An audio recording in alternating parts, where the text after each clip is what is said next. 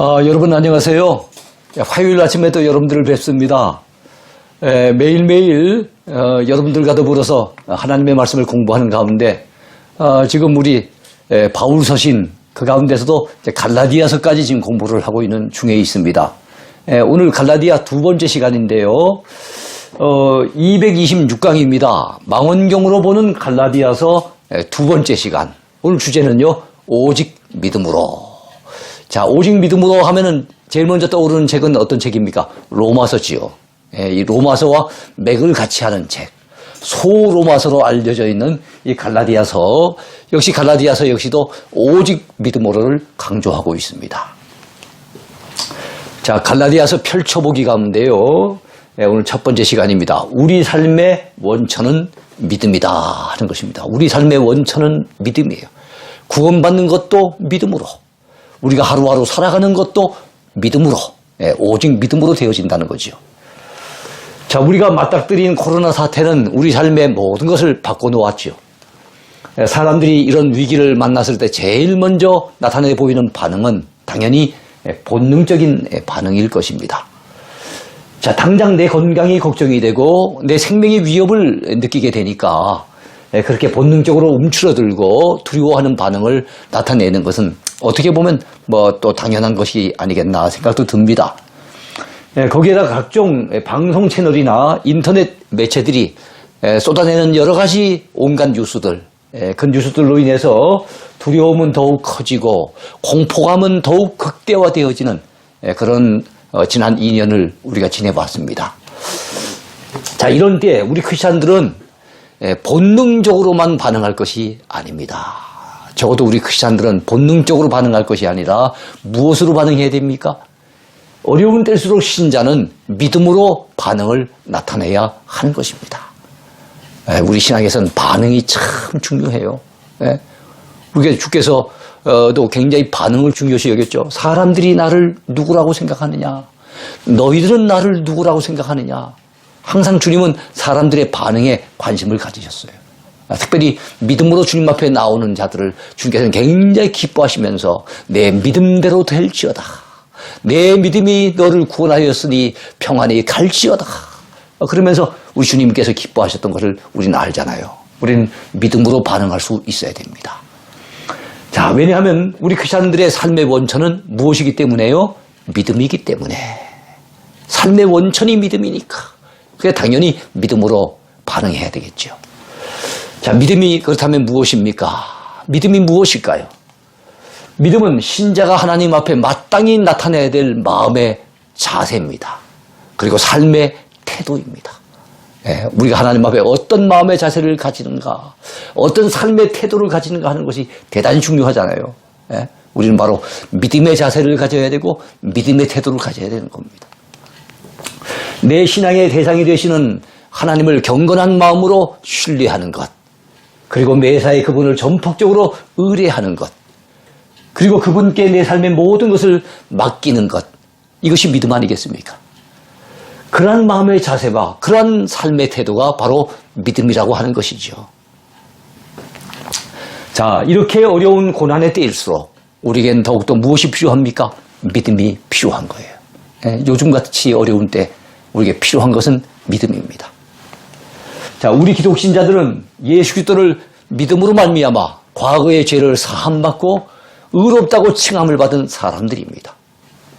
예수 그리스도를 의지하는 그 믿음으로 현재 삶을 살아가야 할 사람들이에요. 과거의 죄는 믿음으로 해결됐어요. 믿음으로 사함받았어요. 현재 삶은요, 믿음으로 살아가야 되겠죠. 사도 바울의 서신 갈라디아서는 무엇보다도 믿음을 강조하는 책입니다. 로마서와 함께 갈라디아서도 믿음을 강조해요. 또한 히브리서 역시도 믿음을 대단히 강조합니다. 그래서 믿음장이라고 하는 히브리서 11장 참 유명하죠. 자, 믿음으로 의로워진 사람. 자, 우리 예수 믿는 신자들은 어떤 사람이에요? 믿음으로 의로워진 사람이에요. 사도 바울은 갈라디아 교회가 빠져 있었던 율법주의에 그 다른 복음을 경계했습니다. 사도 바울이 그의 서신 갈라디아서와 로마서를 통해 초지일관 제시하는 기독신자의 정체성이 있어요.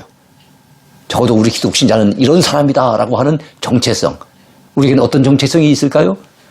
그것은 믿음으로 의로워진 사람이라는 겁니다. 예, 우리 기독 신자라 그러잖아요. 기독이란 말은 그리스도란 말이잖아요. 그죠? 신자는 어떤 사람이겠어요? 믿는 사람. 바로 그리스도를 믿는 사람. 예수님을 그리스도라고 믿는 사람. 주님을 나의 구주라고 믿는 사람. 그 사람이 바로 기독 신자인 겁니다. 자, 우리 죄 많은 인생이 하나님 앞에서 의로워질 수 있는 유일한 길. 그것은 예수 그리스도를 구주로 믿고 받아들이는 믿음의 길. 이 믿음의 길이라는 사실을 사도 바울은 강조하고 있습니다. 신학적으로 흔히 이런 경우를 믿음을 강조하는 이런 말을 뭐라 그러죠? 이신칭의라고 얘기를 해요. 믿음에 의거하여 의롭다고 칭함을 받는다는 거예요. 또 달리 표현하면 이신득구라고도 합니다.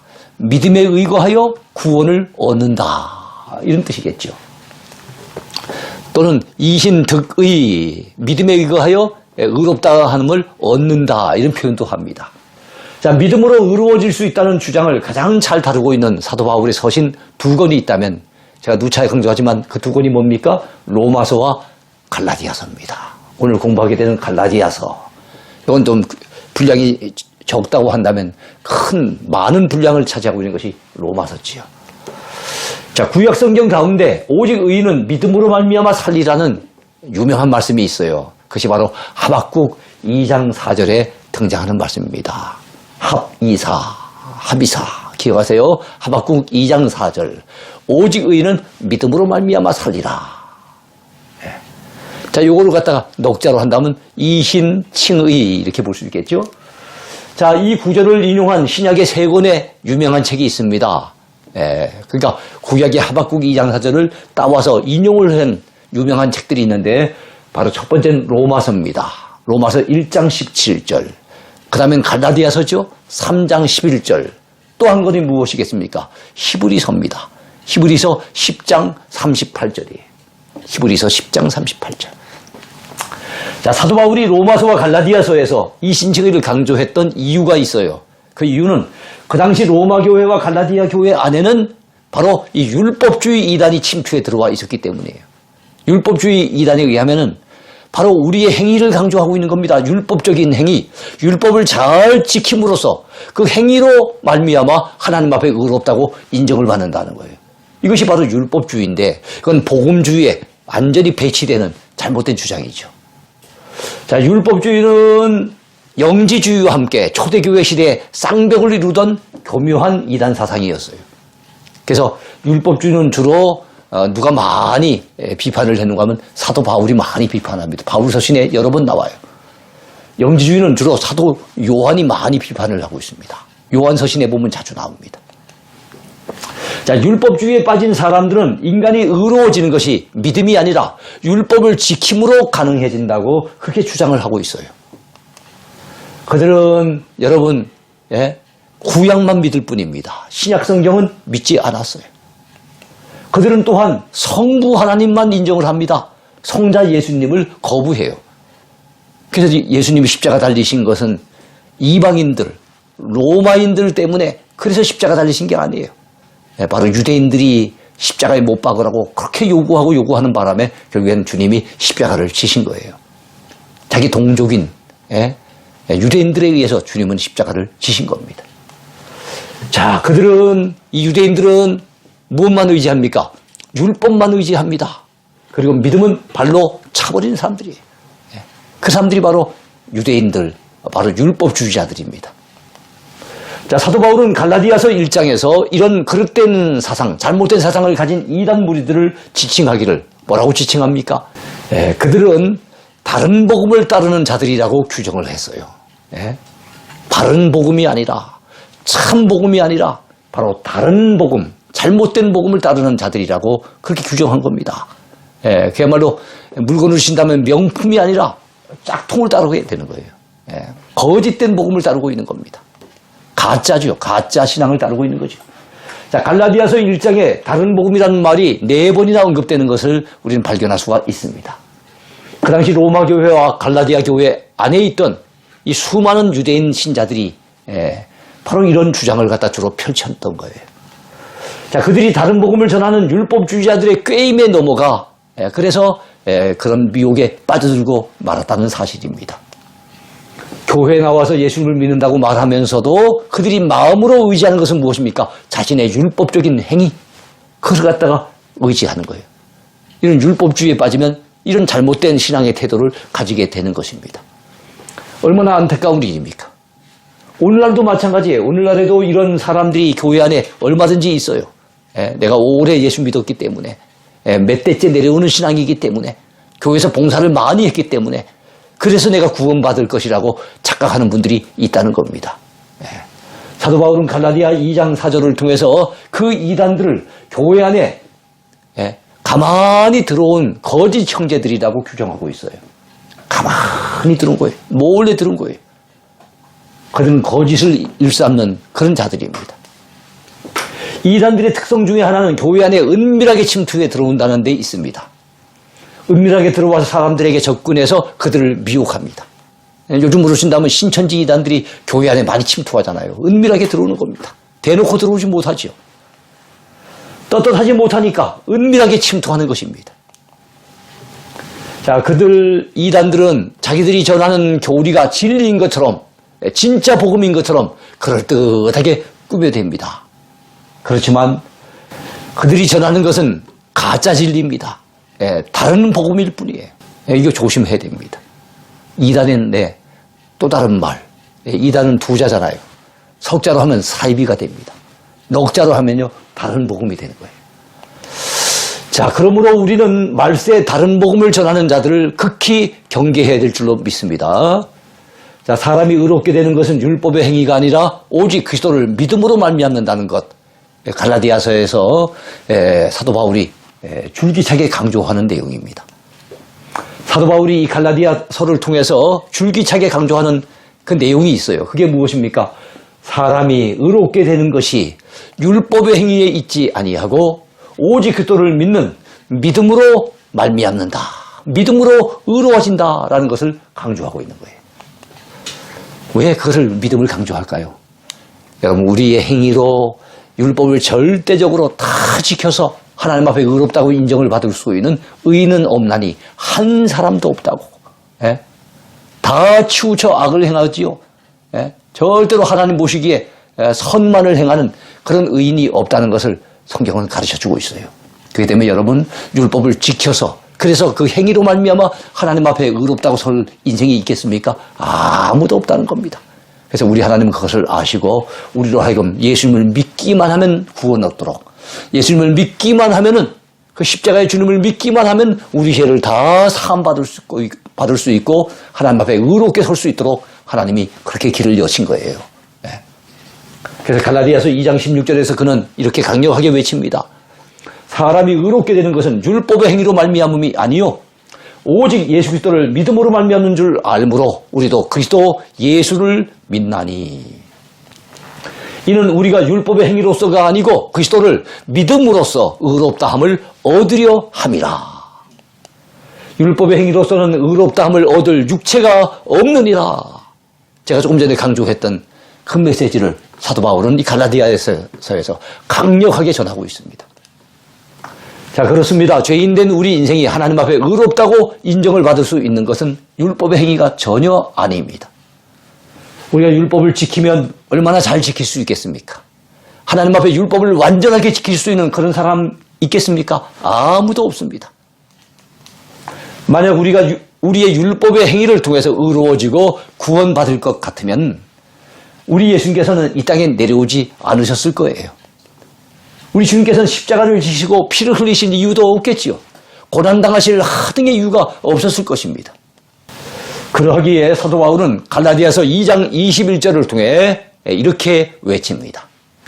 내가 하나님의 은혜를 패하지 아니하노니 만일 의롭게 되는 것이 율법으로 말미암으면 그리스도께서 헛되이 죽으셨느니라 그랬습니다. 제가 좀 전에 말씀드렸던 바와 똑같아요. 정말로 우리가 율법을 지킴으로 의로워졌을 것 같으면 주님이 십자가에 달려 죽으신 것 헛되이 죽으신 겁니다. 무의미한 죽음이 되고 마는 거예요. 어리석은 갈라디아 교회 성도들을 향한 사도 바울의 안타까운 외침은 갈라디아서 3장 1절에서도 계속이 됩니다. 어리석도다 갈라디아 사람들아, 예수 그리스도께서 십자가에 못 박히신 것이 너희 눈앞에 밝히 보이거늘 누가 너희를 꾀더냐, 누가 너희를 꾀더냐 라고 안타깝게 얘기하고 있어요. 그래, 갈라디아 교회 교인들이 이런 율법주의에 많이 넘어간 것은 그 누군가가 그들을 꾀었기 때문입니다. 미혹했기 때문입니다. 사도 바울은 갈라디아 교회 성도들이 잘못된 율법주의 이단 사상에 빠져든 그 이유는 누군가 그 교회 안에서 성도들을 꾀는 자가 있었기 때문이라고 분명히 생각했습니다. 사도 바울은 갈라디아 교회 성도들에게 갈라디아서 3장 2절에서 3절까지의 말씀에서 이렇게 대묻고 있습니다. 내가 너희에게서 다만 이것을 알려 하노니 너희가 성령을 받은 것이 율법의 행위로냐 혹은 듣고 믿음으로냐, 너희가 율법을 지켜서 그 성령 충만 받았느냐, 아니면 너희들이 주님의 복음의 말씀을 듣고 그 믿음으로 말미암아 성령을 받았느냐라고 묻고 있습니다. 너희가 이같이 어리석으냐, 성령으로 시작하였다가 이제는 육체로 마치겠느냐. 여러분, 우리의 믿음은, 우리의 신앙생활은 성령께서 우리 마음속에 오심으로써 시작이 됐어요. 여러분, 누구든지 성령이 아니고는 그리스도를 주라고 시인할 수 없다는 고린도전서의 말씀처럼, 여러분, 성령 받지 아니한 사람들은 여러분 예수님을 구주라고 믿을 수 없고 고백할 수 없어요. 예? 우리 예수님이 구주로 믿어진다는 것은 성령께서 우리 심령 가운데, 우리 인생 가운데 찾아오셨기 때문입니다. 그래서 우리의 신앙생활은 성령에 의해서 시작이 된 거예요. 근데 율법을 자꾸만 지켜가지고 그 행위로 말미암아 의로워지고 구원받으려고 한다면은 시작은 성령으로 해놓고 이 갈라디아 교회 교인들이 육체로 갖다 마치려고 하는 이 잘못된 엉뚱한 길로 나가고자 하는 이런 실수를 범하고 있다는 것입니다. 그렇습니다. 우리가 성령을 받게 된 것은 율법의 행위에 의한 것이 아니에요. 주님의 말씀을 듣고 믿음으로써 성령을 받게 된 것입니다. 이처럼 우리의 신앙생활은 성령으로 시작한 것인데 어느 순간부터인가 자꾸 내 육체적 행위를 앞세우고 그것을 자꾸만 의지하고 그 행위 때문에 내가 하나님 앞에 의로워지고 구원받는 것으로 착각을 하고 이렇게 된다면 성령으로 시작한 일을 육체로 마치려고 하는 이런 어리석음을 범하게 되는 것, 그런 사실을 우리는 절대로 잊어서는 안 됩니다. 여러분, 우리의 신앙생활은 거듭 말씀드리거니와 성령의 역사로 말미암아 시작이 됐어요. 우리의 행위를 갖다가 의지하고 그걸 갖다가 앞세우고 그것 때문에 의로워진다고 착각한다면 우리가 성령으로 시작했다가 육체로 마치는 너무나도 안타까운 일이 벌어지고 만다는 것, 이걸 꼭 기억했으면 좋겠습니다. 이제는 더 이상 우리가 행한 선행을 앞세우지 맙시다. 우리의 노력과 공로를 앞세워서 하나님 앞에서 의로워지려고 하는 그 잘못된 시도를 중단합시다. 자, 그것은 잘못된 율법주의 사고입니다. 이런 사고에 빠지면 절대로 안 돼요. 이제는 그런 모든 헛된 시도들을 과감하게 던져버려야 될 줄로 분명히 믿습니다. 자, 그리고 오직 예수 그리스도만 믿고 예수 그리스도만 바라보고 예수 그리스도만 의지해야 될 줄로 분명히 믿습니다. 자, 그러면 우리는 하나님 앞에 오직 믿음으로 의인이 될 수 있다는 사실, 이 사실을 꼭 마음판에 새겼으면 좋겠습니다. 자, 지금까지는 믿음으로 얻는 구원에 대해서 살펴보았어요. 자, 우리의 삶의 원천이 믿음인데 우리가 구원받는 것도 여러분 믿음으로 받지만 우리의 삶을 살아가는 것, 이것도 믿음 안에서 살아야 됩니다. 그래서 우리 기독신자들은 믿음으로 의로워지고 믿음으로 구원받은 것처럼 하루하루 살아가는 것도 믿음 안에서 살아가야 된다는 사실입니다.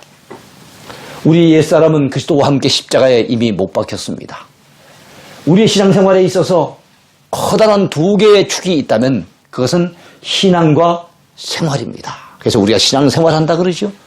달리 말하면 이거를 갖다 믿음과 삶이라고 얘기할 수 있을 거예요. 믿음과 삶.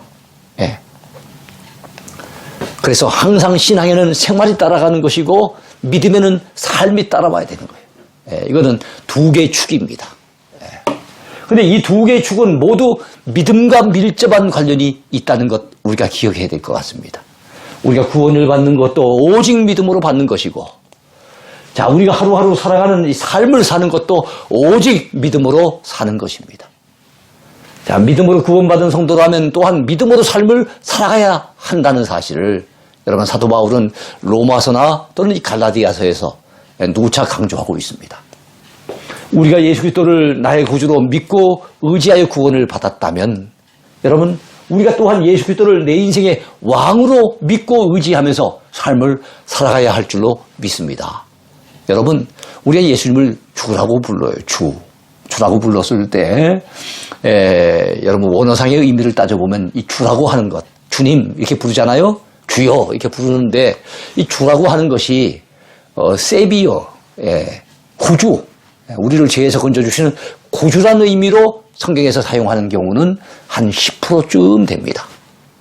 그보다는 로드 우리의 주인 우리의 왕 우리 삶을 다스리는 분 이런 의미로 사용되는 것이 성경에 약 90%쯤 됩니다.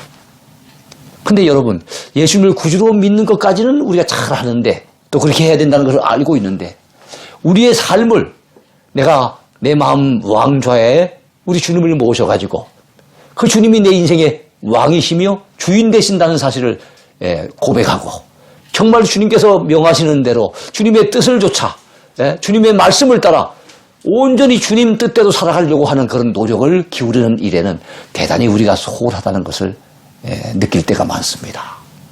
천국 가기 위해서는 우리 구주 예수님이 필요한데 이 땅의 삶을 살아가는 데는 자기가 여전히 왕이 되고 자기가 주인 되어져서 자기 뜻대로 자기 선택에 따라 자기 마음의 결정을 따라 이렇게 살아가는 사람들이 얼마나 많으냐 하는 것입니다. 이건 잘못된 신앙이죠. 믿음으로 구원받았다면 믿음으로 삶을 살아야 됩니다. 사도 바울은 율법을 지키면서 율법의 힘으로 사는 사람이 아니었습니다. 과거 한때는 율법의 의로는 흠이 없는 자로 자처하기도 했었지요. 율법을 철저히 지키며 살려고 몸부림치던 그런 때가 있었습니다. 그렇지만 예수 그리스도를 만나고 난 후에는요, 오직 예수 그리스도를 믿는 믿음의 힘으로 하루하루를 살아갔던 사람이 바로 이 사도 바울이었어요. 사도 바울의 그런 진솔한 고백이 갈라디아서 2장 20절에 잘 나타나 있습니다. 내가 그리스도와 함께 십자가에 못 박혔나니 여기서 말씀하는 나는 나의 옛사람을 얘기합니다. 십자가에 못 박혔나니 그런즉 이제는 내가 사는 것이 아니요 오직 내 안에 그리스도께서 사시는 것이라. 이제 내가 여기서 말씀하는 나는 바로 그리스도 안에서 새 사람이 된 나입니다. 이제 내가 육체 가운데 사는 것은 나를 사랑하사 나를 위하여 자기 자신을 버리신 하나님의 아들을 믿는 믿음 안에서 사는 것이라. 이렇게 강조하고 있습니다. 이렇게 고백하고 있습니다. 사도 바울은 자기 자신이 그리스도와 함께 십자가에 못 박혔다고 고백했습니다. 그 말은 자기의 옛사람이 십자가 위에서 이미 죽어버렸다는 것을 의미합니다. 자기 인생은 더 이상 자기 것이 아니라는 그런 얘기죠. 우리들 역시 사도 바울처럼 여러분 그리스도를 모르고 살아가던 과거의 옛사람 이제는 십자가에 못 박아 버려야 되지 않겠습니까? 이제는 다시 사신 그리스도와 함께 새 사람의 삶을 살아가야 할 줄로 분명히 믿습니다. 중세 성자 유명한 분이 있죠. 어거스틴, 아우구스티누스. 이 어거스틴과 관련된 유명한 이야기입니다. 그가 회심한 후 완전히 변화된 새 사람의 삶을 살아가던 어느 날 거리에서 한 여인을 만났습니다. 그 여인은 과거에 어거스틴이 타락한 삶을 한참 살고 있을 그 당시에 술집에서 만났던 그런 여자였습니다. 그 여인이 어거스틴을 바라보며 반갑게 인사를 건넵니다. 어거스틴 저예요. 어거스틴 저 모르시겠어요? 그때 어거스틴이 했던 말은 참으로 유명합니다. 너는 너지만 나는 내가 아니다. 이 말이 무슨 뜻일까요? 너는 지금도 옛날에 과거처럼 그대로 살고 있는 너지만 과거의 모습 그대로 살고 있지만 지금의 나는 이제 새 사람이 되었으니 더 이상 과거의 내가 아니라는 그런 뜻이 아니겠습니까? 그래서 너는 너지만 나는 내가 아니다. 너는 지금도 과거의 너의 모습 그대로 살고 있지만 나는 옛날의 내가 아니라는 거예요. 여러분 우리의 삶에도 이런 근본적인 변화가 있어야 하지 않겠습니까? 예수 그리스도 안에서 옛사람이 죽고 온전히 새 사람이 되어 살아가야 하지 않겠습니까? 그것이 정말 참된 신자의 모습이겠지요. 그것이 오늘 우리에게 필요한 삶이 아니겠습니까? 우리가 이제는 나 자신을 위해 살지 말고 그리스도를 위하여 살아야 할 것입니다. 내가 그리스도와 함께 십자가에 못 박혔다라고 바울이 고백했는데요. 그 말은 나의 옛사람이 죽어 이제는 내가 사는 것이 아니요 오직 내 안에 그리스도께서 사시는 것을 의미합니다. 우리가 예수님을 구주로 믿은 그 순간부터 예수님께서 내 마음 가운데 찾아오시는 것을 여러분 아시지요? 우리 인생 가운데 찾아오셨습니다. 주님께서 우리 마음에 찾아오신 그 순간부터 우리 안에는 누가 사시는 겁니까? 주님이 사시는 거예요. 내 마음속에 주님이 살고 계신 겁니다. 그러므로 이제 내가 육체 가운데 사는 것은 나를 사랑하사 나를 위하여 자기 자신을 버리신 하나님의 아들을 믿는 믿음 안에서 사는 것이라. 그래요. 예수 그리스도 하나님의 아들 그분을 믿는 믿음 안에서 사는 삶이 되어야 됩니다. 우린 믿음으로 구원 얻는다 이것만 너무 생각하고 있는데요. 그거는 반쪽밖에 안 됩니다. 우린 믿음으로 구원 얻은 사람이지만 또한 예수님을 믿는 그 믿음으로 오늘의 삶을 영위해 나가야 될 그런 신자인 것을 우리가 놓쳐버리면 안 되겠습니다. 자, 사도 바울은 그런 고백을 했던 사람인데요. 그 사도 바울의 고백을 우리 자신의 고백으로 삼고 우린 그렇게 살아가야 될 줄로 믿습니다. 나를 사랑하사 나를 위하여 자기 자신을 버리신 하나님의 아들을 믿는 믿음 안에서 사는 것. 여러분, 그것은 단순한 우리 입술의 고백만으로 끝나서는 안 될 것입니다. 그것이 우리의 삶이 되어야 됩니다. 그 고백이 곧 우리의 삶이 되어야 하겠습니다. 그렇습니다. 믿음으로 구원받은 성도는 그 삶 역시도 믿음으로 살아가야 한다는 것, 이거 절대로 놓쳐버리지 마시기 바랍니다. 미국의 흑인 인권운동가 마틴 루터 킹 목사님, 여러분 잘 아시죠? 이 마틴 루터 킹 목사님은 이런 말을 했습니다. 하나님을 믿는 깊고 강인한 믿음이 없다면 불가피하게 몰아닥칠 절망과 패배에 대해 당신은 속수무책일 것입니다. 그래요. 여러분, 하나님을 믿는 믿음이 없다면 우리 살아가다 보면 불가피하게 몰아닥치는 절망을 만나잖아요. 때로는 패배를 맛보잖아요. 낙심된 일을 갖다가 당하잖아요. 그랬을 때 그 믿음이 없다면 완전히 속수무책이에요. 해결책이 없습니다. 그러므로 우리가 믿음을 간직했다는 것이 우리 삶에 있어서 얼마나 소중한지 몰라요. 요즘 같은 절망적인 상황 속에서 우리에게 하나님께 대한 믿음이 없다고 한번 생각해 보십시오. 얼마나 낙심이 되겠습니까? 얼마나 두려움이 엄습해 오겠습니까? 그러므로 우리가 믿음으로 사는 것은 우리 삶을 지탱해주는 엄청난 원천이 된다는 사실, 이거 우리가 알아야 됩니다. 그러한 사실을 꼭 여러분들 기억할 수 있게 되길 바랍니다. 코로나 팬데믹의 긴 터널 속에 갇혀있는 지금 이 순간에도 우리에게 꼭 필요한 것이 있습니다. 그게 무엇일까요? 그게 바로 믿음이에요. 믿음. 네. 엄청난 재앙으로 인한 시련과 도전 앞에 우리가 서 있습니다. 지금 벌써 2년 넘도록 그 절망의 터널에서 빠져나오지 못하고 있습니다. 어차피 믿음은 하나의 탐험이요 모험이 아니겠습니까? 그 믿음의 여정 속에서는 때로는 힘든 고난을 만나기도 하고 때로는 힘든 시험을 만나기도 할 것입니다.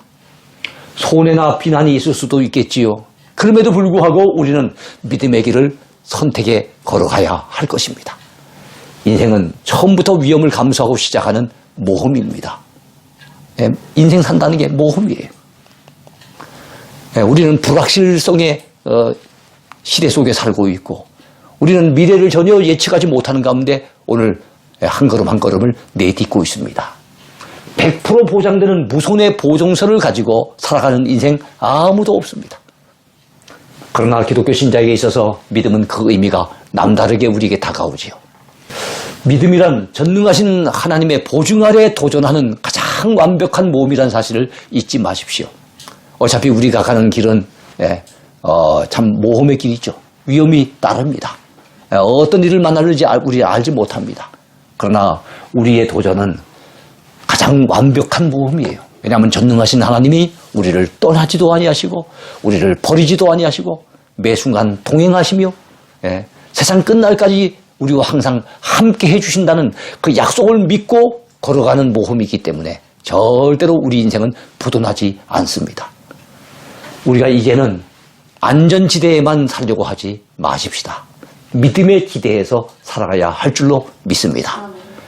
어려운 환경은 우리를 걱정스럽게 만들고 두렵게 하기도 하지만은 우리의 마음속에 믿음이 가득 채워지기만 하면 어느 순간 여러분 무엇이 떠나갑니까? 걱정은 떠나갑니다. 두려움은 사라지게 될 줄로 분명히 믿으시기 바랍니다. 자, 우리가 오늘날 겪고 있는 이 거대한 시련과 도전 앞에 부디 믿음으로 맞서서 잘 싸워가지고 반드시 이겨내시기를 축복합니다. 여러분 그런 사람이 되기를 축복합니다. 자, 우리가 오직 믿음으로 굳세게 나간다면 세상은 우리를 감히 감당할 수 없을 거예요. 히브리서 11장 38절에 보면 우리 믿음의 사람들은 세상이 감당할 수 없는 그런 자들이라 그랬어요. 매사에 우리 삶의 원동력은 믿음이어야 합니다. 잊지 마십시오. 매사에 우리 삶의 원동력은 믿음이어야 합니다. 우리는 믿음으로 구원받았을 뿐만 아니라 믿음으로 오늘의 삶을 또한 살아갈 수 있는 그런 믿음의 사람들임을 절대로 잊지 마시고 오늘도 주 안에서 믿음으로 힘차게 발걸음을 내디디는 복된 한 날이 되기를 축복합니다. 감사합니다.